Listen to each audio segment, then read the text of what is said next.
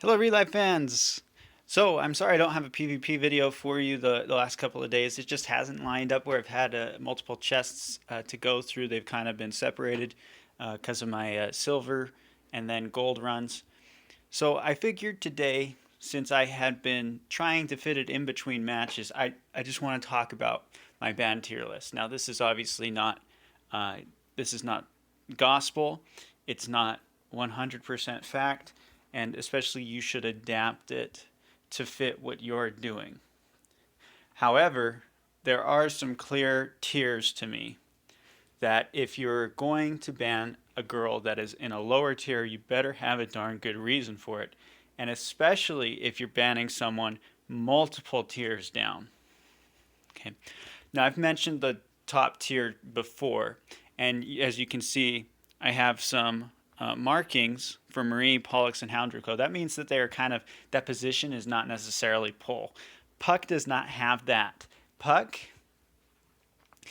has some degree of motion or flexibility that you can consider, but for the most part, Puck is an auto ban. Reason for that is Puck can reduce act points.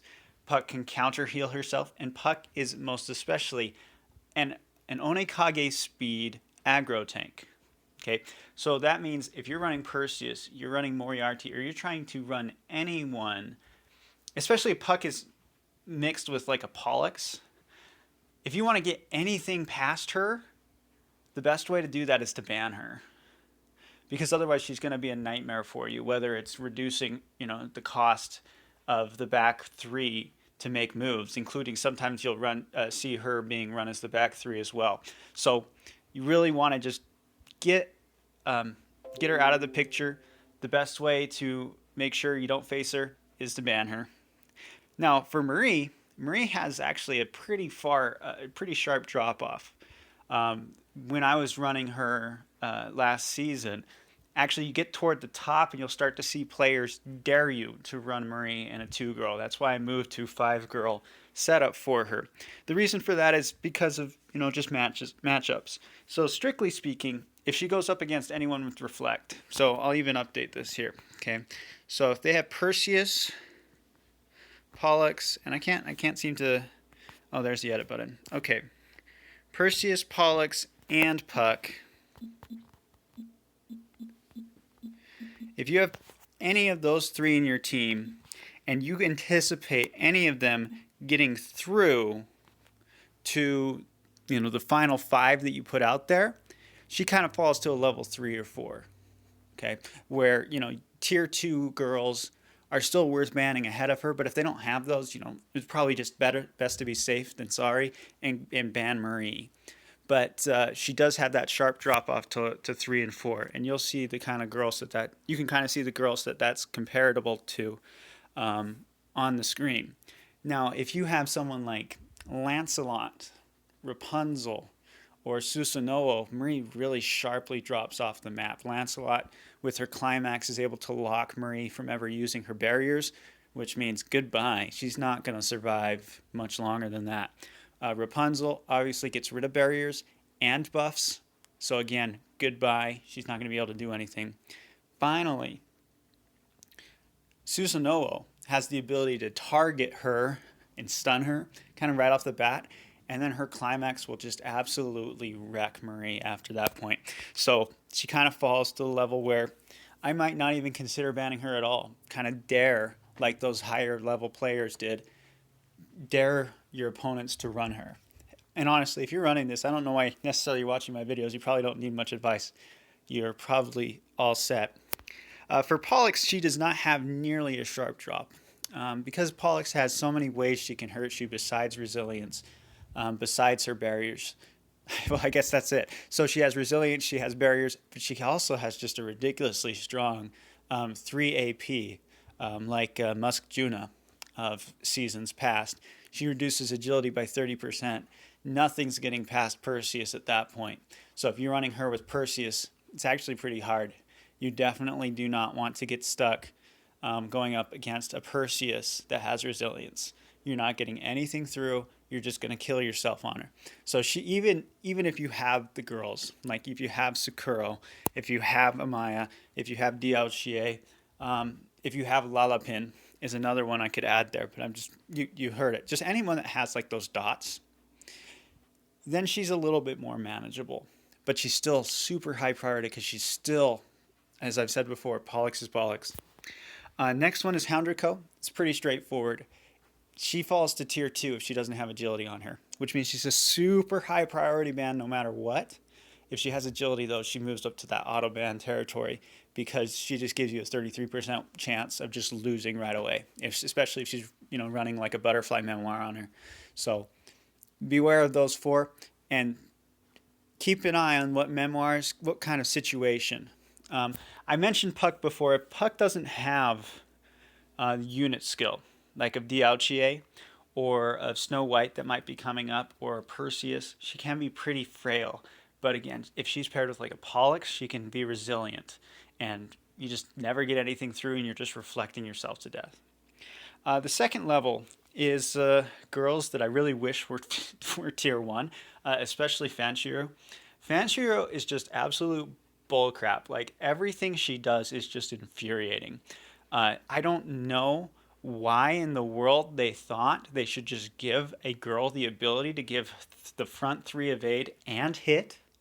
Doesn't make any sense. Shizuha, Pirate Shizuha from the Adsha, she can do a 3 AP and give two people evade. Does she hit? No. So you're telling me again, this girl can hit someone and give the front 3 evade, especially as a final act comes. Yep, Fanshiro is bogus. She also has a sleep and a slash of brilliance, which is kind of an upgraded Cheshire attack. And her climax is strong, and she gives a 33% chance to stop anyone.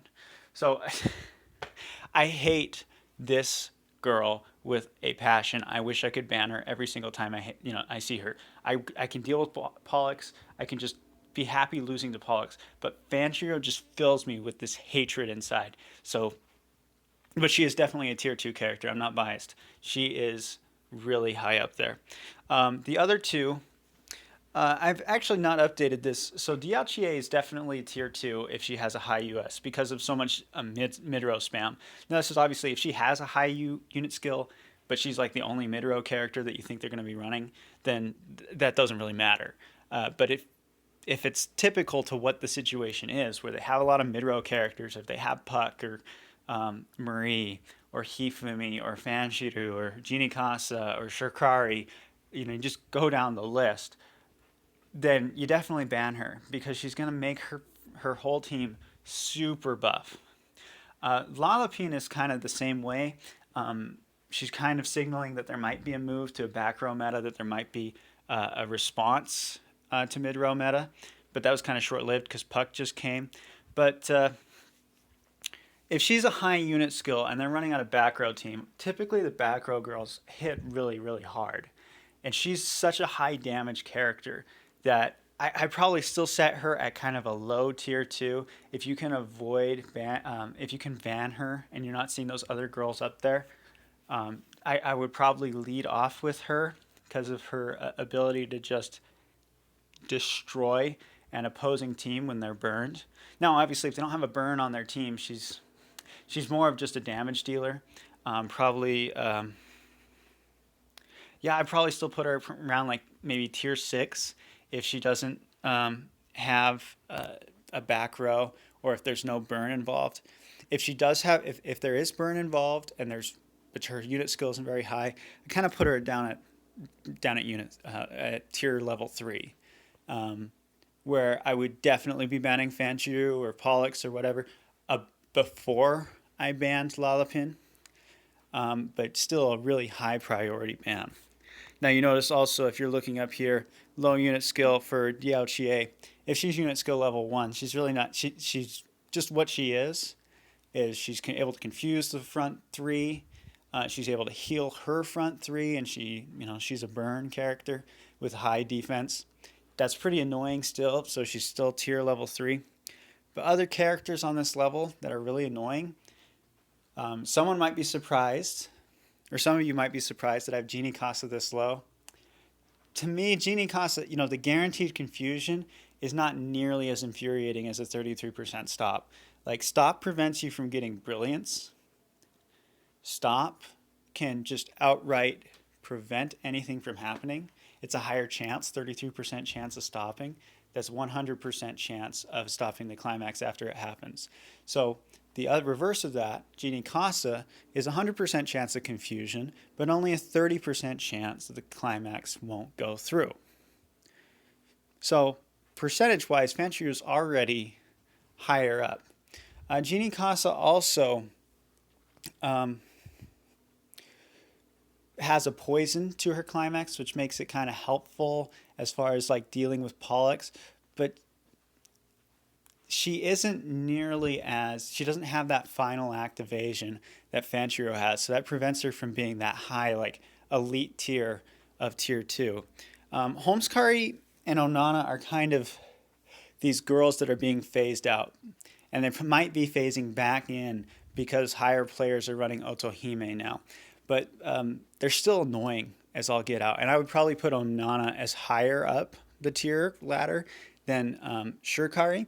Shurikari has cleanse, so she has her niche. She's definitely a really, really solid stage girl. But Onana pairs well with pretty much everything. Onana is fast. Not super fast, but she's still fast. She has that chance to stun, which in my experience can be super infuriating, because I had a string of games where she was guaranteed to stun one of my climax attackers that turn and stop their climax. It was so frustrating in my climb to my only climb to legend, which happened last season. So Onana is really strong, both in act power and her ability. Shurikari has some snipe ability where she's able to confuse, which really she has the chance to confuse. Unlike Genie Casa, it's not 100%, but she also has a befuddling slash where she can snipe the second highest act power and give them confusion. That's pretty good. It's kind of it takes the opponent by surprise. It can ruin some Hifumi shenanigans, and it has the potential to swing a game, but it's not guaranteed. It's not as game breaking as the type of stuff, the type of bullcrap you'll see on tier 1, tier 2 levels. And honestly, she's probably the lowest. She's probably the lowest of the tier 3. So moving on to tier 4, some of you might be surprised to have Hifumi this low. Hifumi really isn't that. While she's a staple of all teams higher, on the higher levels, she's not necessarily as much of a pain to deal with, despite a counter heal, despite the sleep, despite the Gust of Brilliance. Everyone seems to be having Gust of Brilliance now. But she isn't as game breaking. So if you see any of these girls on the higher ones, you better have a darn good reason for banning Hifumi over, say, Genie Casa. Because Genie Casa can just destroy everything you're trying to do for 2 turns. Counter heal will stop it for a turn, but confusion can be just an incessant problem. And the other things to look out for are kind of, I call this tier the Gust of Brilliance tier. So one way you can look to see, and I've had this play against me, is if you recognize that your opponent has no Gust of Brilliance characters except for one. So let's say you're looking at a pretty, an old-fashioned team that's running out Amaterasu of the Hikari persuasion, running Lubu, running Yachio Lupin, what's another one? Musashi, from seasons past, and they've got Happy along for the ride. Honestly, a really good ban in that scenario is Happy. Cut off the power source, right? So my only Gust of Brilliance character, straight up Gust of Brilliance. I have other ways of getting Brilliance, but she's my only 3 AP Gust of Brilliance to the whole team. So to cut her off kind of cuts off my power source. I'm not guaranteed that 5 girl final act. So if you match against me, please don't ban Hifumi. But if you're matching against someone else and you see Hifumi as their only Gust of Brilliance character, might be a big brain play to ban her. But again, this is kind of a scenario where you're just looking at ways that will fit the context of who you're going up against. As far as like tiers, Genie Casa, Onana. I mean, Onana surprises some people, but she's really freaking good. La Lupin, Puck, those kinds of characters are way worse on average to deal with than a Hifumi. Characters that kind of, now the same tier are Sukuro, who obviously has her 15% poison. So she's a really strong damage dealer, but she also has her 4 AP, which is able to charge the team as well. Really good. Oyuyu is another character. This is the Christmas Yuyuko. It's another character that really goes under the radar, mostly because people don't have her. You don't see her until she freezes your freaking tank with her 4 AP and charges the team, then deals like 20,000 damage to Omori as an ice character. So she hits freaking hard. She will disable your tank. You will not have a good time being surprised by Oyuyu. Again, is she as awful to deal with as La Lupin? No. But you might be looking at a team, you see Oyuyu, you're like, oh, well, she's kind of a PvE character. That's her rep. She's kind of a PvE character. I doubt they'll even run her. They probably just put her in there as her top 10. No way. She is sneaky good. And she has cleanse, so she can get rid of burns. She can get rid of poison. She can get rid of confusion. She's a really good character that goes unnoticed. Piper's another one that you can kind of think of. She's not, I would never really ban Piper unless you're afraid, unless you have a high confusion team.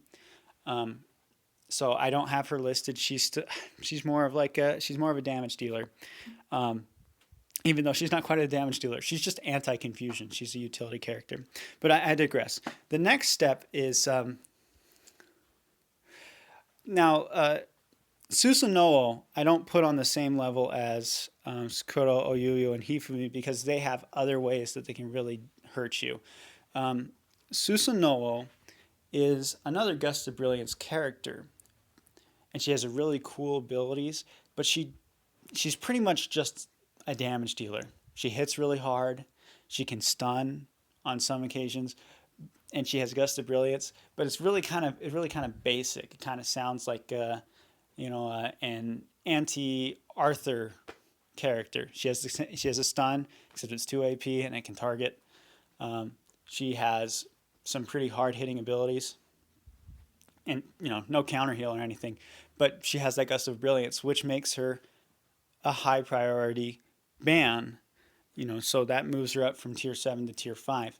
The other characters in this, and some may be surprised, are Orihime and Orion. Okay, I would ban Orihime and Orion before I ban Otohime because of their ability to just swing a match. Okay, I'm more interested in the final act. The final act to me does more damage on average than other attacks because you can be mitigated by Otohime. Otohime kind of gets in the way of like Perseus's ability. Okay, you've seen it in my games, so I'm kind of I know I'm kind of talking back to tier 7, so maybe I'll get to that later. But I'm serious. Orion and Orihime are, in my opinion, way more not way more, but more dangerous to your team's survivability than Otohime. The reason for that is Orihime, if she charges after turn 1, she can, you don't have to have a Gust of Brilliance for her to turn a turn 3 final act of 5 girls, where she brings them with her. She gives them agility, she gives them dexterity, so they hit even harder, and she obviously charges them for that climax. Plus, she's beefy in case you run against any Onikages. Orion's the same way, pretty beefy. She doesn't do the she isn't so much of an offensive option as Orihime, but she kind of does the same thing in a defensive way. She charges the team, and she heals them 30% of their HP. So I would probably put Orion a little bit higher than Orihime, unless you're facing what you perceive to be a pretty offensive-minded team, Orion is typically the better choice to ban because of her ability to not only charge on climax, but she also has Gust of Brilliance as well. So a really strong character. For number 7, Otohime, a lot of you are probably surprised to have her this low. I kind of talked about it, but she kind of steps on the toes of other really good girls. Okay, so Hifumi's counter heal. In my experience in high-level play, your expectation of a counter heal turn is you actually leave it better off than you started it. Okay, if your opponent is blinded, that is 7 out of 10 less times for them to heal you. Okay, especially if it's against a tank, or especially if it's someone like Perseus or Puck. They're not going to impale themselves on a spear like they would normally if they weren't blinded, because they hit less. Now, she's still damage mitigation. She's still really freaking good. Making your opponent miss 70% of the time is really hard to talk about in a negative way. But if I'm comparing her to counter heal options like Hifumi and prevention like Fanchiru, Jinikasa, and healing abilities like Diaochie's and Orion's and Sukuro's Absorb, and the other broken abilities, Otohime's Blind really doesn't change the fate of a game.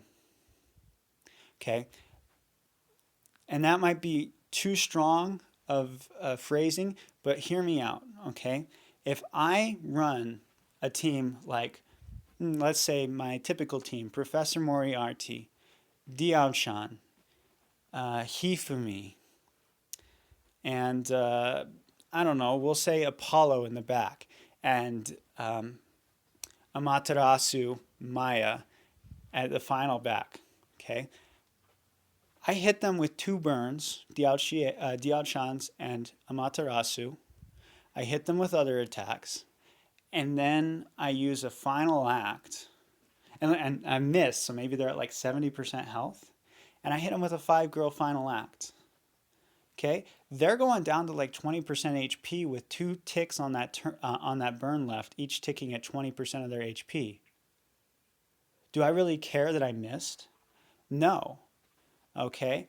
What actually helps is that I don't count any counter heal, doesn't buff them up. Like, I'm not worried about Diao-chan healing the opposing team on a counter heal turn, or Amaterasu healing and killing herself on a Perseus that turn. Okay. Of course, Otohime, especially in a situation where you're not seeing Onana, you're not seeing Sherlock Holmes, Hikari's version, she's still pretty darn effective. But as far as like high priority bans, man, if you're banning Otohime, that's super far down the ladder, and usually indicates that they don't have any of these girls in the top 6 tiers. Seriously.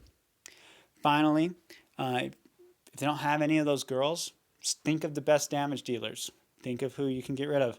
I would count Drakuro in this scenario. Yes, Drakuro, I know her RNG is insane, but she is lower priority than Otohime, Orion, and so on. Okay, damage dealers are anyone who you're worried about hitting you in this scenario. So I shouldn't have to explain that too much. And then finally, don't ban tanks. Okay, I mentioned this in a previous video, and kind of like in conclusion, here's my statement. Okay, use your best judgment. This is a tier list. It is not a definite. If you look at their team and you're like, man, that team is Swiss cheese, but they've got a Perseus with agility, yeah, go ahead and ban that Perseus.